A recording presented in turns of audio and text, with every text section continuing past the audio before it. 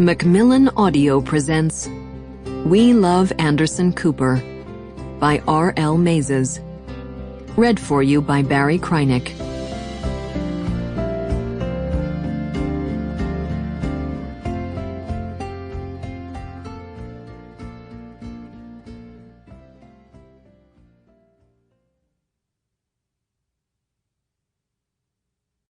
We Love Anderson Cooper.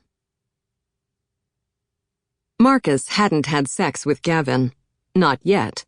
But he couldn't help thinking about it as he lay on his bed, listening through a single earbud to Rabbi Margolin's nasal recording of Leviticus chapter 20, verse 13. If a man lies with a man, both have committed an abomination. They shall be put to death. It was part of Marcus's bar mitzvah reading. In less than a month, he was supposed to chant those words from memory in a Cedarhurst, Long Island temple.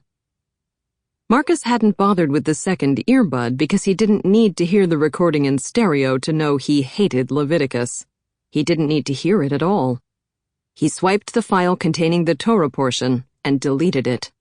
Just like that, the offending words were gone. He breathed easily, the air in his room suddenly light and abundant, his heart full and calm. On a poster above his dresser, Mets slugger David Wright leaned over home plate gripping a bat. Marcus imagined hitting a home run and the crowd cheering. His mother, Miriam, was in her study. She wore a short-sleeved sweater tucked into pressed khaki pants and peered at documents open on 2 computer screens. She had been promoted to vice president at her consulting firm that spring. Less than 5 feet tall, she nevertheless frightened those who crossed her. Marcus stood in the doorway. "Mom?" "Yes," she said, keeping her eyes on the documents. He would tell her everything if she turned around.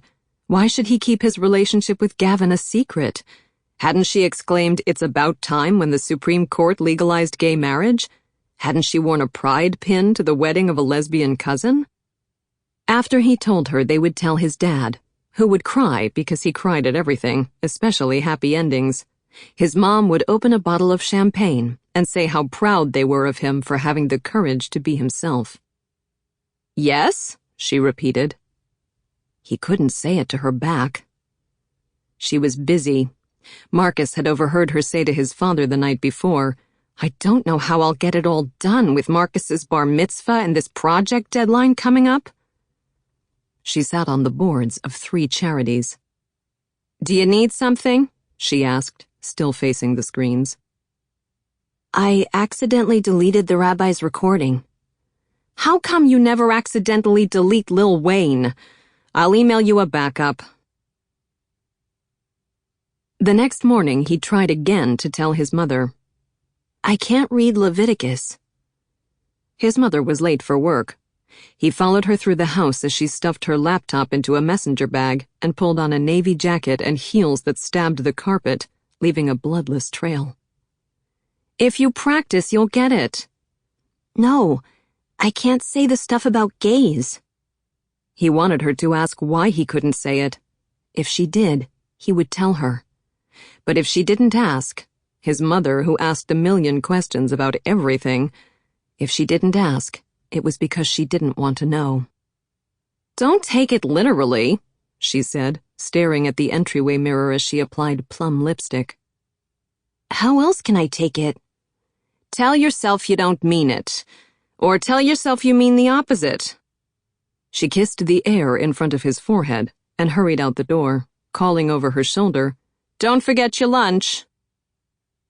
Furious, he trolled the temple's website that afternoon under an account he created for the purpose, Kosher Fag, leaving comments like, "God loves gays," and "Moses was queer." God's Watching replied, "It's Adam and Eve, faggot," and "Sodomites burn in hell." The temple blocked both accounts. "I don't want a bar mitzvah," Marcus announced at dinner. "Dad's not even Jewish." "Your dad wants you to have a bar mitzvah," his mother said, though his father was sitting right there. "Don't you, Fritz?" Marcus. Sample complete. Ready to continue?